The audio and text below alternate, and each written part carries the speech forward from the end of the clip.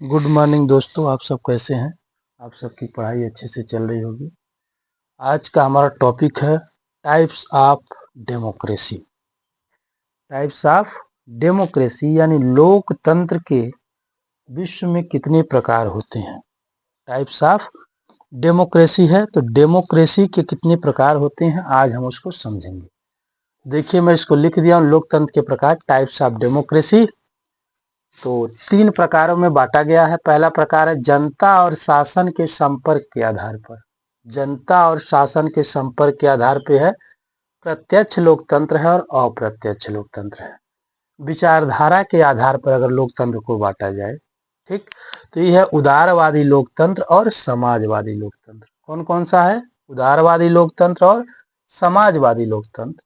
और राजनीतिक दलों की संख्या के आधार पर अगर इसको हम बांटते हैं लोकतंत्र को, तो जगह थोड़ी कम थी तो यहाँ से नीचे आइएगा। इसके बाद ये 3 प्रकार का है। एक दलीय लोकतंत्र है, द्विदलीय लोकतंत्र है और बहुदलीय लोकतंत्र है।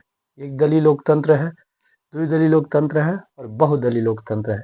इस लोकतंत्र को हम थोड़ा थोड़ा समझ लेंगे। प्रत्यक्ष लोकतंत्र का मतलब क्या होता है? प्रत्यक्ष लोकतंत्र का मतलब होता है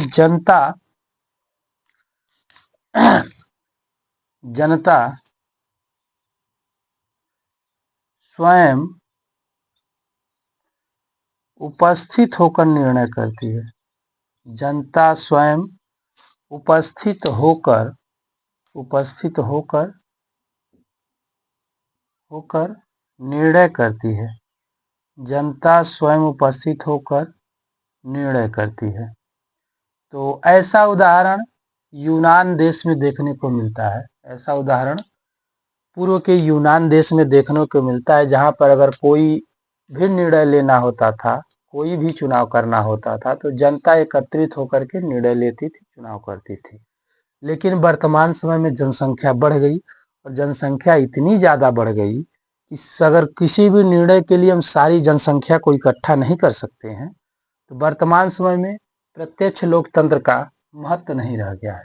दूसरा है, तो बात समझ में आ गई ना। प्रत्यक्ष लोकतंत्र का सीधा सा मतलब है कि किसी भी निर्णय लेने के लिए सारी जनता एक जगह इकट्ठी होती थी और बहुमत से निर्णय लिया जाता था। तब जनसंख्या कम थी तो प्रत्यक्ष लोकतंत्र क्या था? प्रभावी था। लेकिन आज जनसंख्या इतना ज़्यादा बढ़ गई है कि प्रत्यक्ष लोकतंत्र क्या इम्पॉसिबल है, यानी पॉसिबल हो ही नहीं सकता है। क्योंकि जनता पूरे विश्व में बिखरे, इतनी ज़्यादा जनता के लिए जगह कहाँ है कि वो इकट्ठा हो सके। ठीक, तो इसका महत्व नहीं। वर्तमान समय में अप्रत्यक्ष लोकतंत्र है, ये लगभग विश्व के सभी देशों में अप्रत्यक्ष लोकतंत्र ही है। अप्रत्यक्ष लोकतंत्र का सीधा सा मतलब है कि जनता के द्वारा चुने गए प्रतिनिधियों से लोकतंत्र का चयन होता है। यानी जनता जिस प्रतिनिधि को चुनती है, वो प्रतिनिधि जा करके उनके लिए नियम कानून बनाता है और उन पर लागू करवाता है। क्योंकि प्रतिनिधि तो एक जगह, इसे संसद भवन है, विधानसभा भवन है, वहाँ पे एकत्रित होकर के नियमों कानूनों को पारित करते हैं, उस पर बहस करते हैं, चर्चा करते हैं।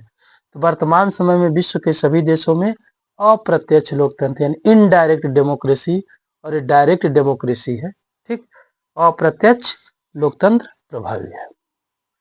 चलिए, अब इसके बाद अगला देखते हैं विचारधारा के आधार पर। तो उदारवादी लोकतंत्र है और समाजवादी लोकतंत्र है।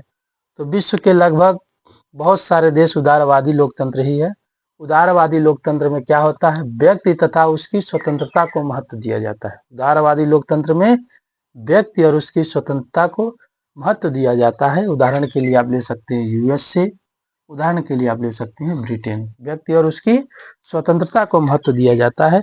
इसकी कुछ विशेषताएं हैं, इसके कुछ प्रावधान हैं। इसके अनुसार क्या होना चाहिए? प्रत्येक व्यक्ति को प्रत्येक व्यक्ति को मतदान का अधिकार होना चाहिए। मतदान का अधिकार होना चाहिए।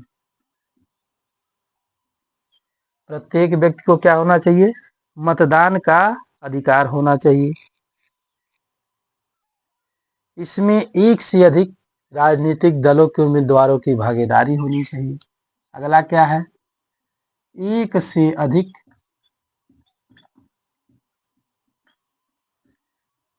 अधिक राजनीतिक दलों के उम्मीदवारों की भागीदारी होनी चाहिए।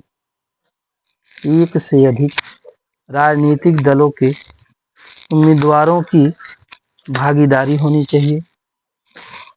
एक से अधिक राजनीतिक दलों के उम्मीदवारों की भागीदारी होनी चाहिए।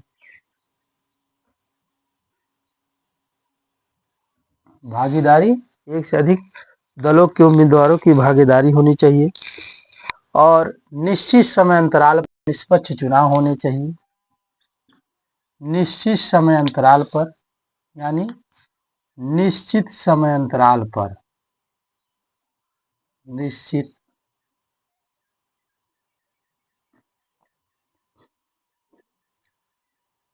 पर निष्पक्ष चुनाव होना चाहिए। निष्पक्ष चुनाव होना चाहिए। उदारवादी लोकतंत्र का सीधा सा मतलब है जिसमें व्यक्ति तथा उसकी स्वतंत्रता को महत्व दिया जाता है, उदारवादी लोकतंत्र है। और उदारवादी लोकतंत्र में एक या एक से अधिक राजनीतिक दलों के उम्मीदवारों की भागीदारी होनी चाहिए। प्रत्येक व्यक्ति को मतदान का अधिकार होना चाहिए। निश्चित समय अंतराल पर निष्पक्ष क्या होना चाहिए? चुनाव होना चाहिए। ऐसा नहीं बेईमानी वाला चुनाव होना चाहिए। प्रत्येक व्यक्ति को गरिमापूर्ण जीवन जीने की स्वतंत्रता होनी चाहिए। 5 बहुत है। प्रत्येक व्यक्ति को गरिमापूर्ण जीवन जीने की स्वतंत्रता होनी चाहिए।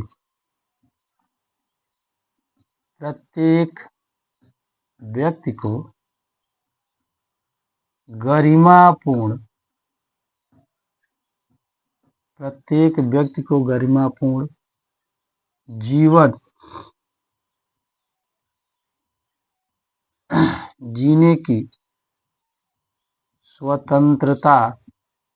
जीवन जीने की स्वतंत्रता होनी चाहिए।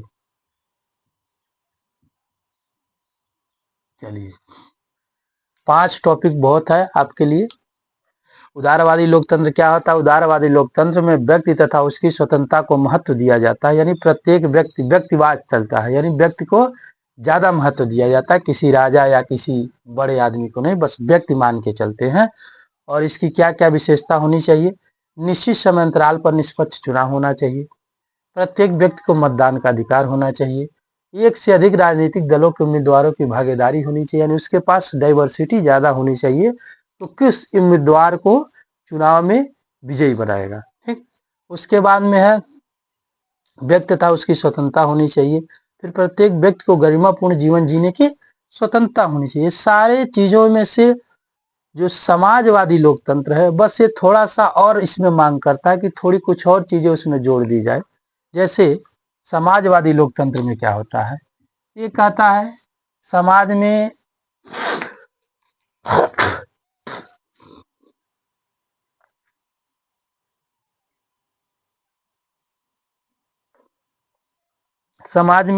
समानता लाना बहुत जरूरी है। ठीक, समाजवादी लोकतंत्र कहता है कि समाज में समानता लाना बहुत जरूरी है। जो गरीब और अमीर के बीच में गैप हो, उस गैप को कम किया जाए और संपत्ति पर एक मानक तय किया जाए कि इससे ज्यादा संपत्ति कोई व्यक्ति नहीं रख सकता है। जो बड़ी बड़ी कंपनियां हैं वो सरकार के अधीन उसका क्या किया जाए? निजीकरण कर दिया जाए, यानी सरकार उसको ना अपने अंडर में ले ले। ठीक ना?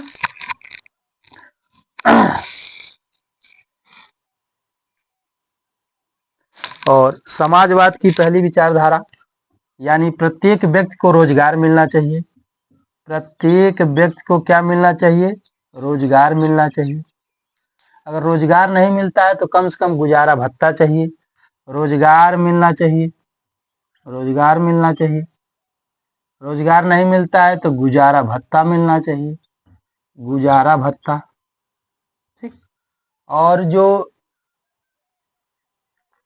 जो आपका समाज में जो संपत्ति का वितरण हो समान रूप से होना चाहिए, यानी किसी एक व्यक्ति के पास बहुत सारा है, किसी व्यक्ति के पास कुछ भी नहीं है, तो इस तरह से नहीं होना चाहिए। एक मानक तय करना चाहिए। अब यहाँ पे जगह नहीं है तो मैं ऐसे ही बोल दे रहा हूँ। एक मानक तय करना चाहिए, उस मानक के अनुसार समाज की संपत्तियों का बंटवारा करना चाहिए। ठीक, और भूमि और बड़े पैमाने पर जो उद्योग है उनका क्या करना चाहिए, राष्ट्रीयकरण करना चाहिए, नेशनलिज्म कर देना चाहिए, ठीक ना। निजी संपत्ति को स्वीकार किया जा सकता है किंतु अधिकतम नहीं। निजी संपत्ति को समाजवाद में स्वीकार किया जा सकता है लेकिन अधिकतम ने एक निश्चित मात्रा बनानी चाहिए कि इससे ज्यादा अगर संपत्ति है तो सरकार के अधीन आ जाएगी, ठीक। तो निजीकरण में क्या करना चाहिए, ताकि कुछ लोग अमीर हो तो ज्यादा अमीर हो जाएंगे और जो गरीब है वो ज्यादा गरीब होते चले जाएंगे, ठीक ना, ताकि वर्ग अंतराल कम हो। और जो उत्पादन के साधन है, जो उत्पादन के साधन है उस पर प्रत्येक व्यक्ति का हक होना चाहिए।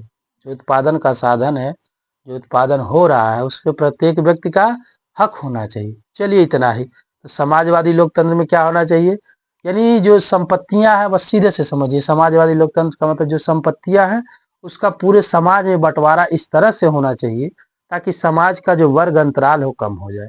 प्रत्येक व्यक्ति को रोजगार मिलना चाहिए, रोजगार नहीं मिल रहा तो कम से कम गुजारा भत्ता मिलना चाहिए। भारत में जैसे बहुत सारी सरकारें थी पिछली पूर्व की, जो बेरोजगार लोग थे उनको क्या करती थी, गुजारा भत्ता देती थी, क्योंकि हमारे संविधान में सिद्धांत ही है समाजवादी, पंथ निरपेक्ष। तो समाजवादी हमारे संविधान में लिखा गया है कि समाजवादी देश है, तो समाजवाद के विचारधारा को भी मानना चाहिए, सिर्फ लिखने से होता नहीं है, ठीक ना। चलिए अब इसके बाद आ जाते हैं, एक दलीय लोकतंत्र है, द्विदलीय लोकतंत्र है, बहुदलीय लोकतंत्र है। तो एक दलीय लोकतंत्र का सीधा सा मतलब है जहां पर एक ही दल होता है। ऐसा नहीं है कि एक ही दल चुनाव लड़ता है, बहुत सारे लोग चुनाव लड़ते हैं लेकिन सत्ता हमेशा एक ही दल की होती है। दूसरा द्विदलीय, यानी उस देश में सिर्फ दो दल होते हैं, बाकी दल होते हैं लेकिन उनका कोई महत्व नहीं होता है, बस वही दो दल। जैसे भारत में कुछ समय से मान लीजिए कांग्रेस बीजेपी हमेशा केंद्र में सत्ता में रहती है। बीच में कुछ समय के लिए दूसरी पार्टियां आ गई थी गठबंधन की सरकार, लेकिन हमेशा कांग्रेस बीजेपी। तो आप मान सकते हैं भारत में कि दो दलीय व्यवस्था हो गई है। लेकिन भारत में थोड़ा अलग सिस्टम है, भारत का सिस्टम जो अन्य क्षेत्रीय पार्टियां हैं उनको भी आप नजरअंदाज नहीं कर सकते हैं।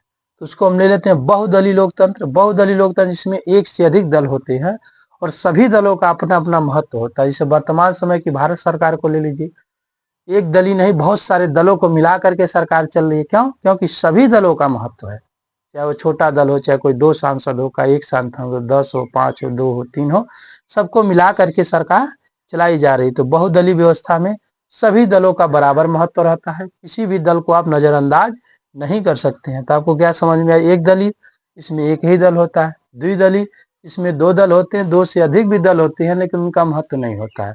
बहुदलीय इसमें सभी दलों का महत्व होता है, ठीक ना।